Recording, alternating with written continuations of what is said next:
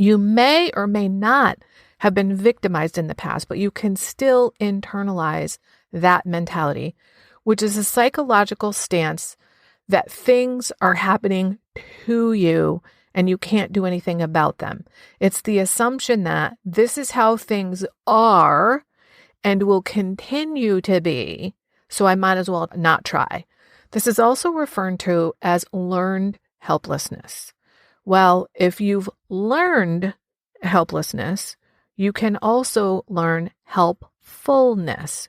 Hi, I'm Barb Nangle. I want to welcome you to my podcast, Fragmented to Whole Life Lessons from 12-Step Recovery, where I help people heal their emotional, psychological, and spiritual wounds and make deep, lasting changes in their lives.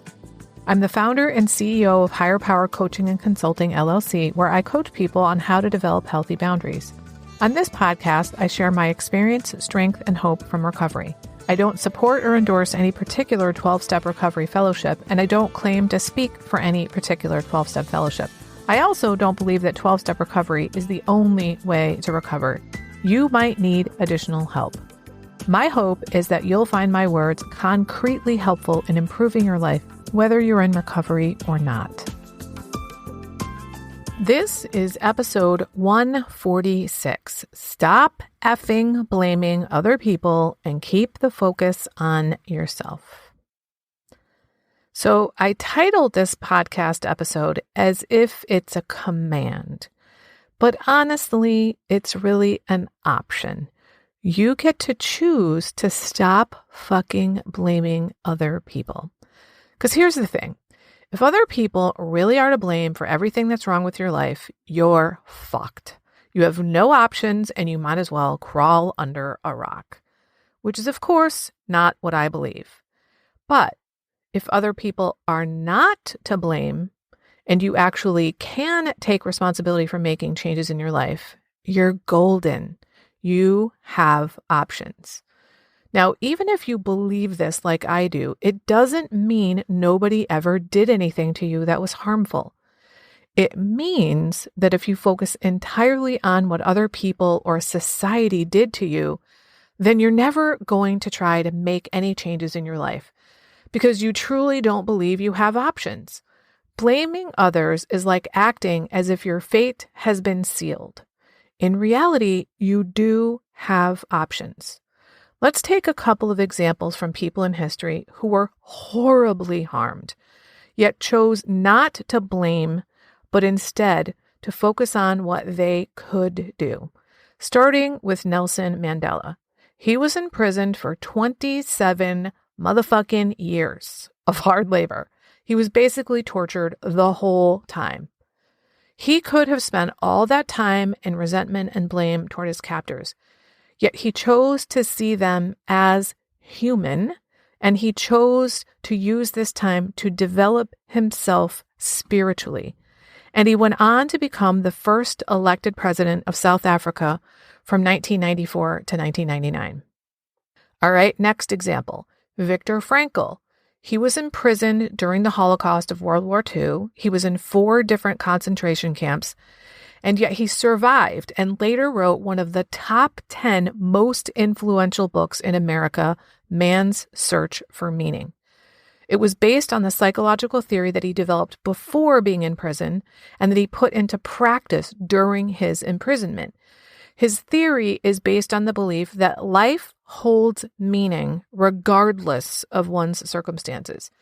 And he chose to make meaning of his circumstances by caring for others while he was there. Now, if these two people who have lived through some of the most horrendous situations a human being could possibly endure can come out of those situations without focusing on blaming others and decide to make choices about what they could do with their lives, then it's also possible for you, dear listener. You can do the same with your life, even if you don't believe it's possible right in this moment. When you blame other people and you keep the focus on that, it means you're never going to have a different life because you're not even going to try to do anything about it. Even if other people did cause something and are to blame, it's not helping you to blame them. Nothing is changing by you blaming them. In fact, it's paralyzing you and keeping you stuck where you are. When you stop blaming other people and start looking for ways that you can make a difference, that is when everything will change. When you stop blaming other people, that is called coming out of victim mentality. You may or may not have been victimized in the past, but you can still internalize that mentality, which is a psychological stance that things are happening to you and you can't do anything about them.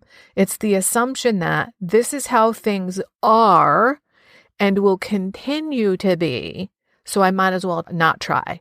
This is also referred to as learned helplessness.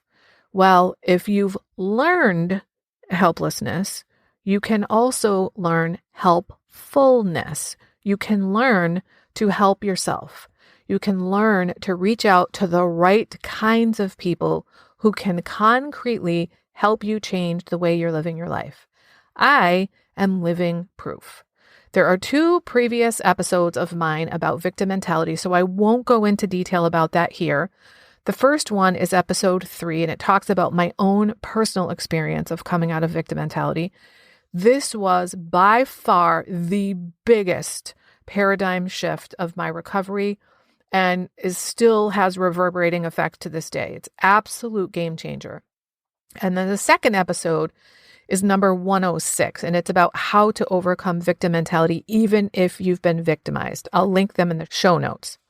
The thing is, when you blame other people, then you will not focus on yourself and what you can do in the here and now to help yourself.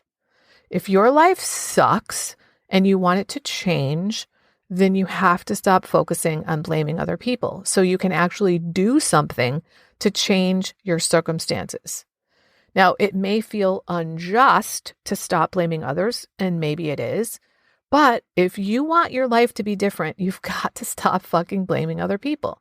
You are basically abandoning yourself when you do that. You're abandoning yourself and putting the focus entirely on them, and meanwhile, you're the one who's stuck. This is yet another reason why one of the most important things I teach all of my clients is how to keep the focus on yourself. This is especially true when learning how to set boundaries, but it's important in all of the coaching I do with all of my clients. Learning to keep the focus on yourself is imperative. I've been talking about the serenity prayer a lot lately, and it's because it's really the key to how to have a good life. The serenity prayer articulates the central task of life, which is to understand the difference between the things we can and cannot change, so that we can put our energy into the areas where we can make change. Most of us who have unmanageable lives have them because we're focused entirely on things we can't change, which gives us no energy or incentive to change what we can. We're so drained by not being able to affect things that are out of our control that we've got nothing left for making changes where we do have control. I have another episode you might find really helpful. It's number 53 called Focus on What You Can't Control. I'll also link that in the show notes.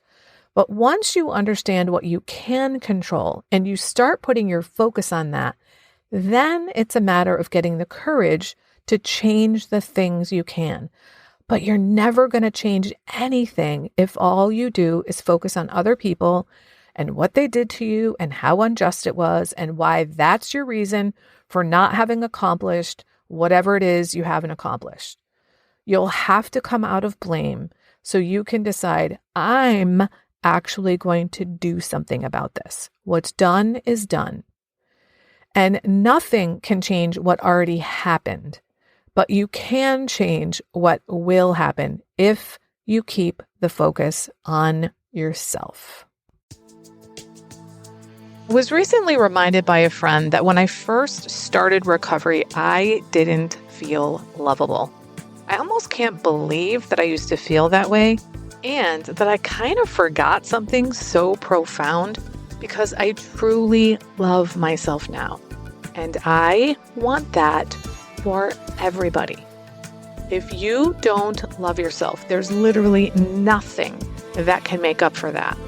I created something exclusively for my private clients since many of them don't love themselves. And I've now opened up my private vault to share it with up to 10 people individually. It's called the Self-Love Sprint. You'll grow to love yourself and truly feel worthy so you can stop saying yes when you really want to say no, stop neglecting yourself and putting everyone else first, stop saying all kinds of nasty shit to yourself. That is not what people who love themselves and feel deserving do.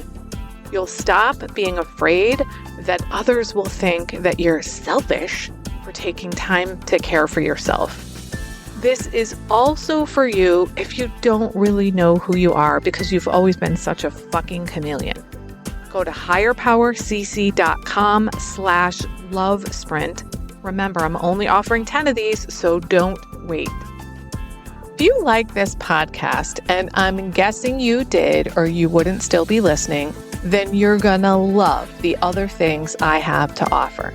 If you'd love pre-release podcast scripts and episodes before anyone else gets them, or if you'd love access to content from my private vault that I developed exclusively for my private clients, which is like having a work session with me without me actually being there, go to patreon.com/higherpowercoaching.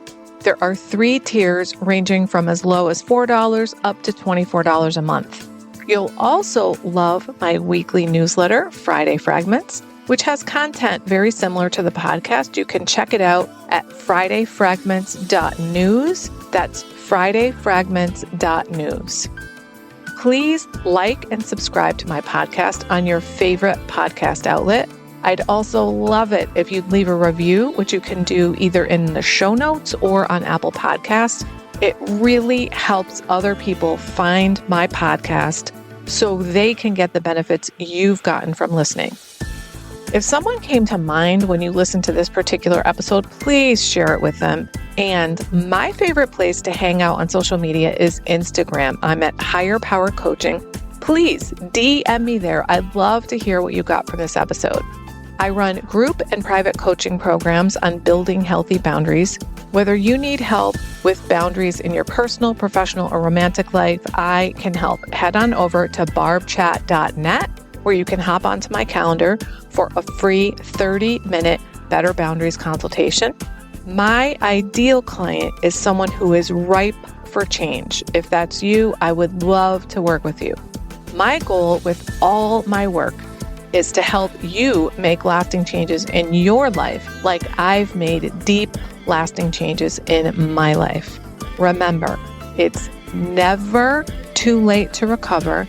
No one is beyond hope, and healing is possible. Thanks for listening.